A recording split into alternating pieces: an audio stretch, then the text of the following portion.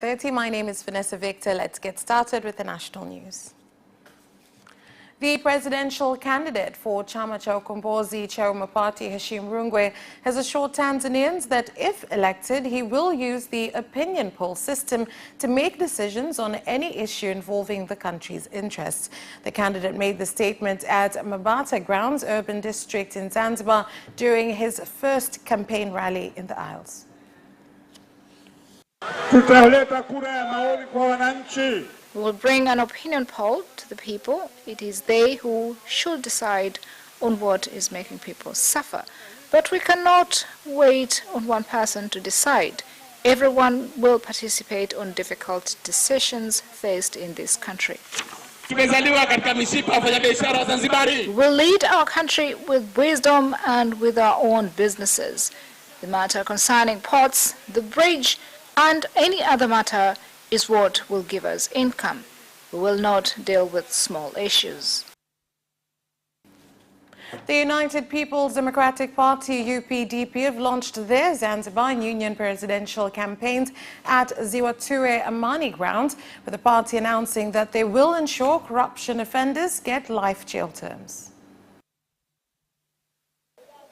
Atakayepatikana labda amekula rushwa, hata akiwa mjomba wangu, mwanangu, tumesema aadhibiwe, atapelekwa mahakamani. Anyone found guilty of corruption, even if he is my niece or nephew or even my own child, will be taken to court until the court proves that he did not receive bribe. Then he will be given 100 lashes and jailed for 100 years. How then can we end corruption? So this is our stance. And the presidential candidate for Chama cha Demokrasia na Maendeleo Chadema Party, Tundu Lissu, at campaign rallies in Chitete, Moba constituency, Songwe region, said if elected to lead the country, he will turn Moba district into the business center for harvest so as to stimulate markets and enable farmers to benefit effectively from commercial farming.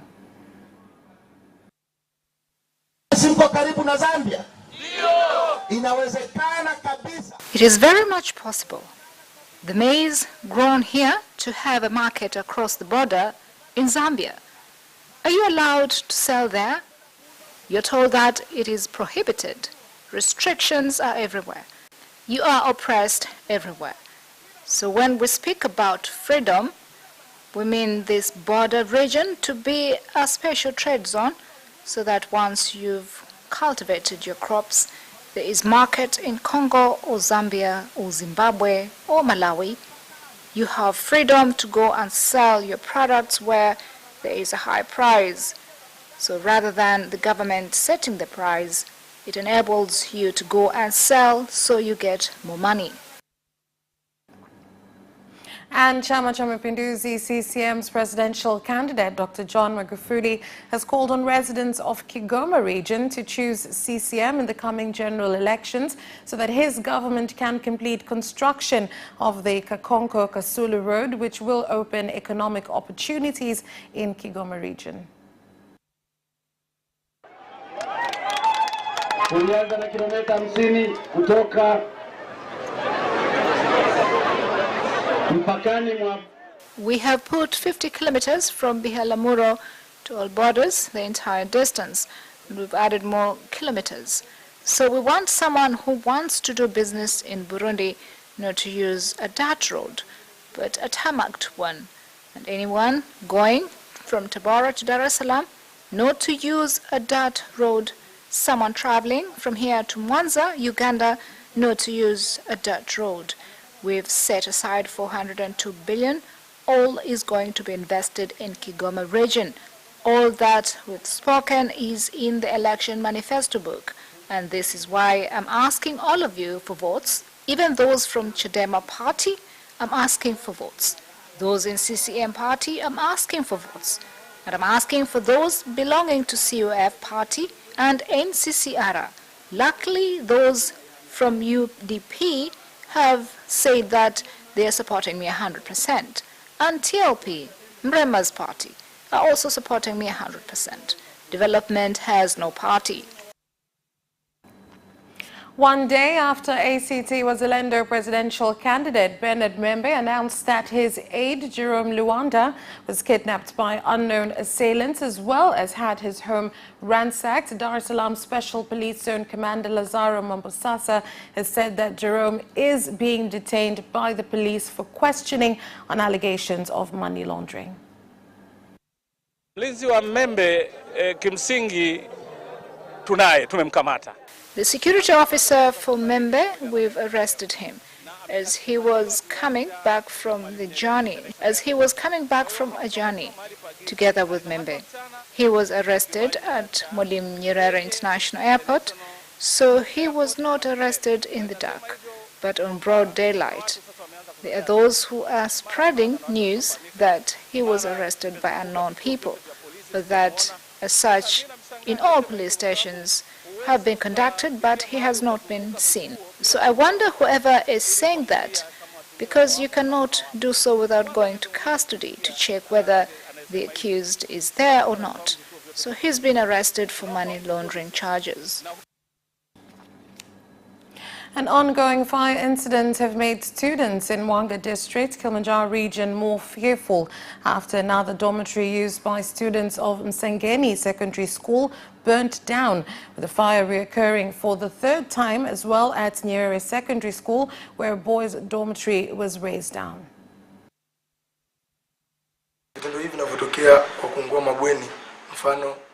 The burning of dormitories is making us to lose confidence to study because we don't know if it is going to happen again. The room was used by 6 students, but when the fire broke out, our students were not inside. However, mattresses, clothes and books have been burnt. This has become a challenge.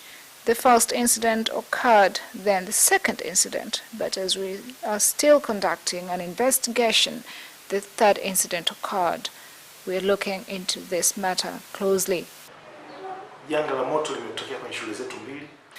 was a fire incident in 2 of our schools, and already arrests have been made and interrogation is taking place.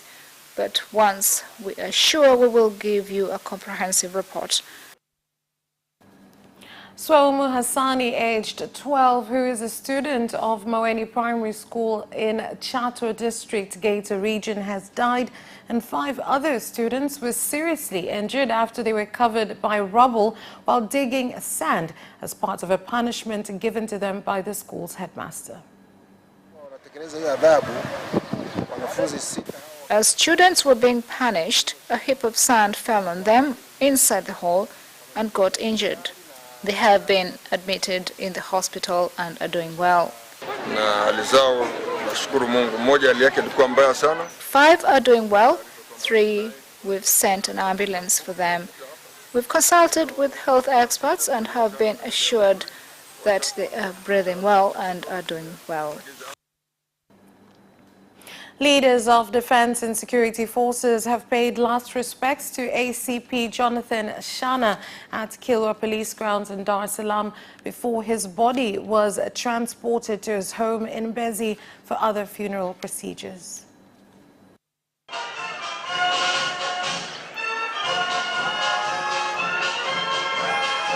Kiongozi aliyekuwa tayari muda wote kushirikiana na wadau mbalimbali. He was a leader who was ready to work with other stakeholders at any time.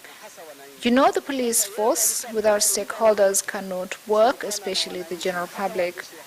We are saddened that we've lost a leader like him. Kushirikiana na nyinyi. Kwa kweli kama jeshi called me so I could be introduced. But this is God's will. God has spoken. That's all for the national news. International news is next.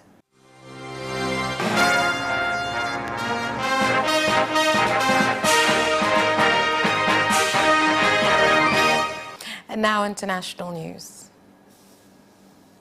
A day after governors in Kenya announced partial shutdown of counties' services due to lack of finances, health workers associations have directed all health workers to go home until they are paid their salary claims. should immediately release the funds for continuity of service and the payment of salary to all workers in the counties, even as the Senate deliberates on the division of the Revenue Act 2020. All workers, including healthcare workers with unpaid salary, to stay at home and await the salary payment. Our county governments have declared a strike, and now they want to use healthcare workers as pawns and say that they have no access to money, so they will not pay salaries, and so healthcare workers and other workers in the counties should stay home.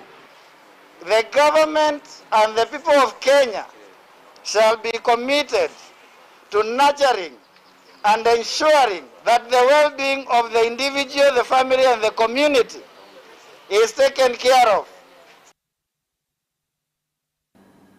And in Uganda, the prison forces arrested 7 out of 219 prisoners who had escaped from Moroto prison in northeastern parts of the country. During the operation, 3 prisoners were shot dead. And a foreign national has been arrested by security officers in Malindi along the coast of Kenya after providing food to 15 sailors who have refused to disembark from a ship for the past 2 weeks due to a payment dispute with the owner of the ship. The foreign national, Boyd Corbett, was however released an hour after his arrest. With only well-wishers who are bringing us food. My advice to sailors is not to go to sea without a contract. If you do so, you make my job difficult. And civil society organizations in Nyiragongo, North Kivu, in the Democratic Republic of Congo, have urged the government not to waste funds on the summit for heads of state from Great Lakes regions to be held in Goma on Sunday, and instead have those funds allocated to the military forces.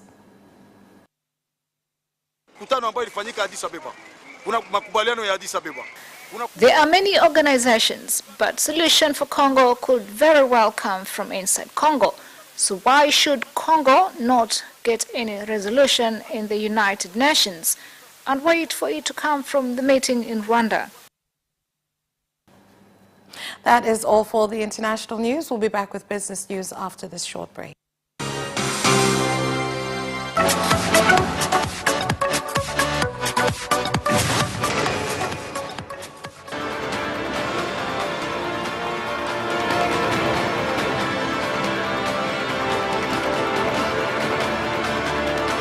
Watch Business Edition as we talk to business leaders and experts in sectors that are transforming Tanzania's economy. We believe that the driver is the customer. To change the mindset of traditional HR to the digitalization. Make sure that everybody can get some access to financial services. And once we understand the vision of our leaders, we then need to be behind them and help them in achieving that vision.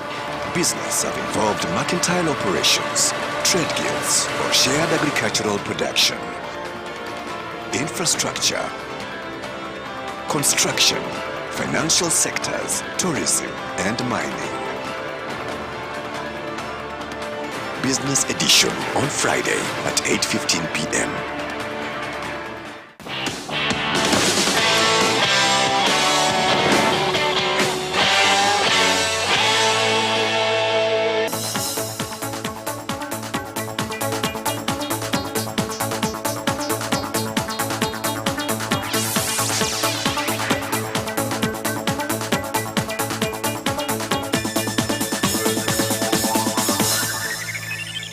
And now in business news. With the 2020-2021 cashew nut buying season underway, the government in Tandahimba district, Mtwara region, has directed bookkeepers and secretaries of primary cooperatives to sign contracts on unmovable assets in order to prevent theft and loss of farmers' cashew nuts. Makarani wote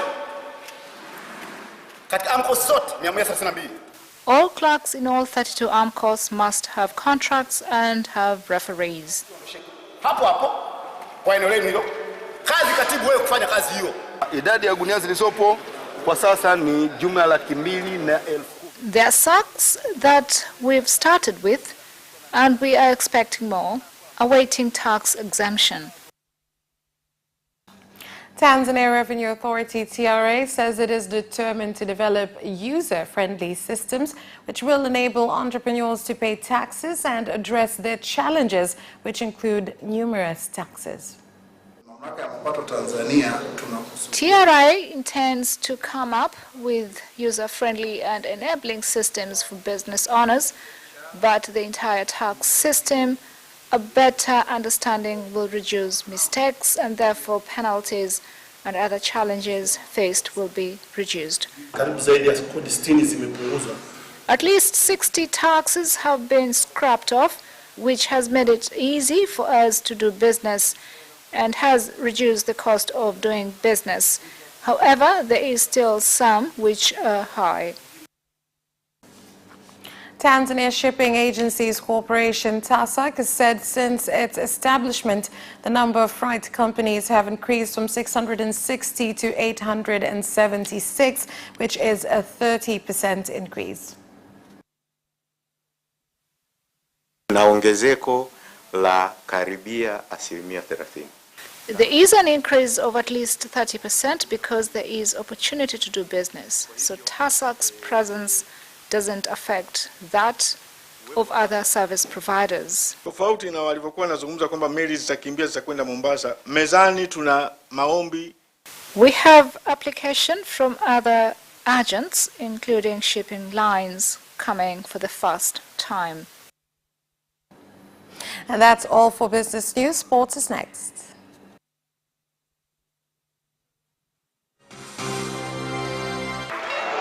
Away first time, good start from Bolt. Bolt leading a moment and going away. Gay trying to go with him, and he's being dragged through the second place, but he's going to win it by 2 meters. Away first time, good start from Bolt. Bolt leading a moment and going away. Gay trying to go with him, and he's being dragged through the second place, but he's going to win it by 2 meters.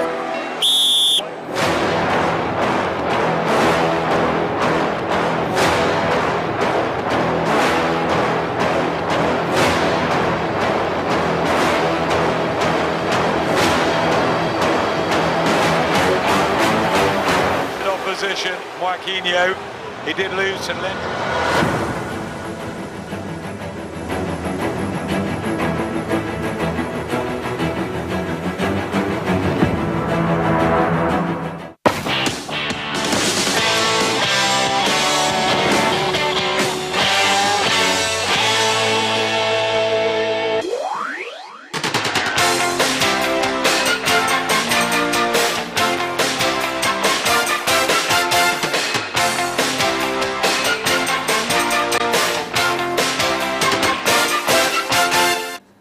And now in sports.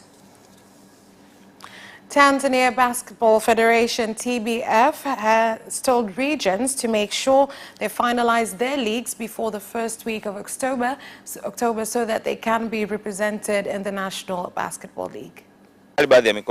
Some regions have already finalized. Our fellows in Zanzibar are done, and we already know their representatives. So I still urge the regions that have not finished to adjust their schedule so they can finish in the first week of October, so that in the second week the NBL can start, and finally we can get the champions of Tanzania for men and women. Premier League leaders KMC are off to Shinyanga for their game against Maduri, and their aim is still the same, winning the league this season.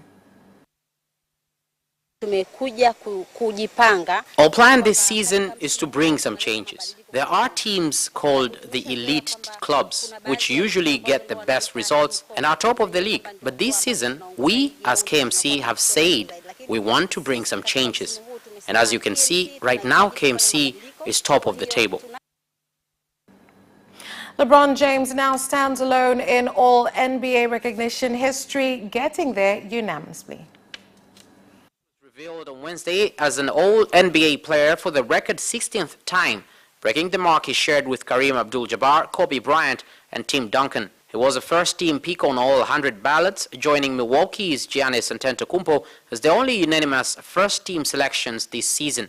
Joining them on the first team are Houston guard James Harden, Lakers forward Anthony Davis, and Dallas guard Luka Doncic, who got the nod in just his second season in the NBA, becoming the first player to do that since Duncan in 1998-99. The 21-year-old Doncic is the sixth player to make NBA at the age or younger, joining Kevin Durant, James Duncan, Rick Barry, and Max Zaslovsky.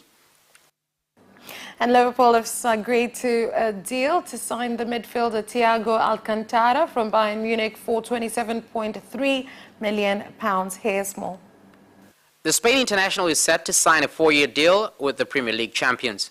Liverpool had been reluctant to pay that much for a 29-year-old with 1 year on his contract, but have accepted the need to meet Bayern's demands to land Jurgen Klopp's key target. Thiago is happy with the personal terms on offer at Liverpool and wants to join the club despite interest from Manchester United, which never advanced to a bid. The midfielder made clear he wanted to leave Bayern and his preferred destination has always been Liverpool.